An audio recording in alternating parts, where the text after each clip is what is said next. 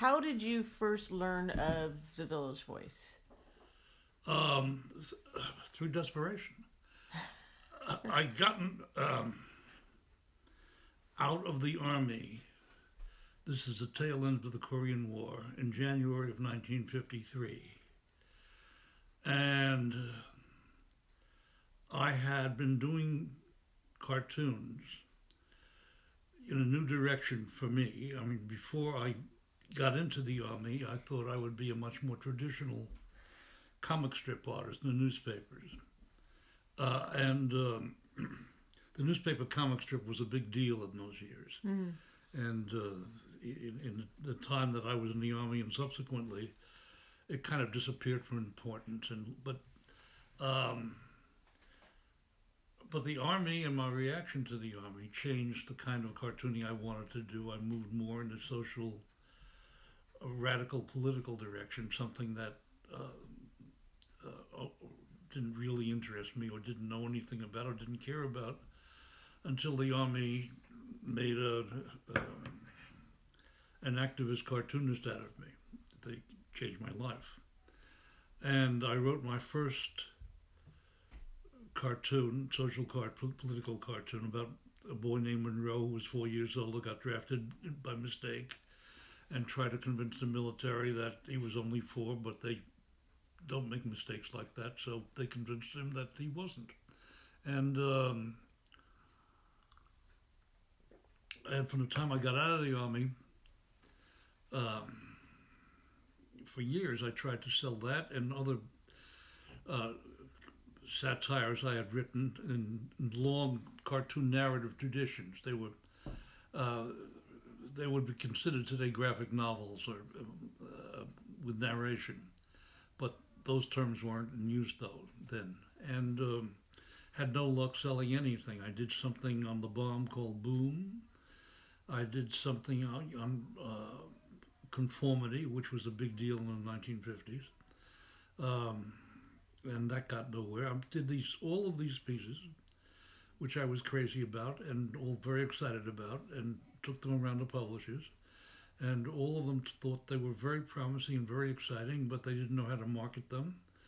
And they kept telling me if only I had a name. Essentially, the message I got was, if you were only famous, we could publish this. So I had to go out and get famous to be published. And what I discovered in making the rounds of these various publishers, um, at least for a year or so, they had on their desks this new paper, The Village Voice, and that all of them were reading it. So it occurred to me, and I had only seen The Voice one or two times, and it hadn't made much of an impression one way or the other, that if I could get into the pages of this newspaper that they all have on their desk, I'd be famous and they'd publish me. But at least that was my last shot at it. Uh,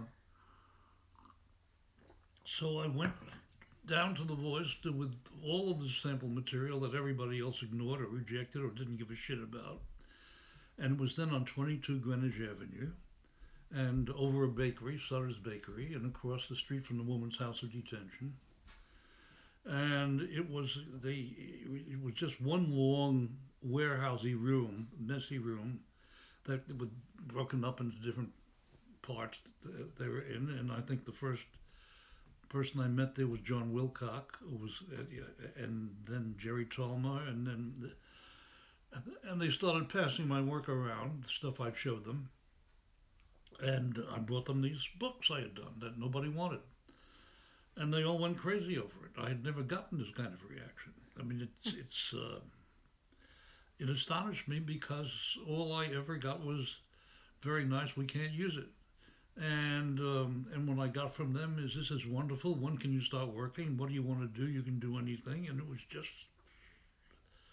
it was so unreal and so unexpected that I, who was desperate to get in print, started raising my own qualifications. Well, you don't really want this, or what direction you want me to go in? Or I was looking for them to censor me. Mm. And because that's all I had ever gotten. And they said, anything you want to do.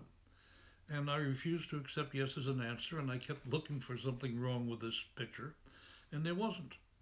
So I started doing, at at first my thought was, and they had agreed, that I would simply serialize these books, and I realized that, or I thought I realized that the reader wouldn't know what the hell was going on if I just broke this thing into episodic segments and started running it. So perhaps what I needed was some introductory material to introduce my kind of work and my kind of humor to the readers. So I started doing in October. I mean, after some preliminary panels and tryouts and things like that, which were no good, I started doing a weekly strip, which I call 666, which was my way of introducing my kind of thinking, my kind of work, my kind of outlook to the reader.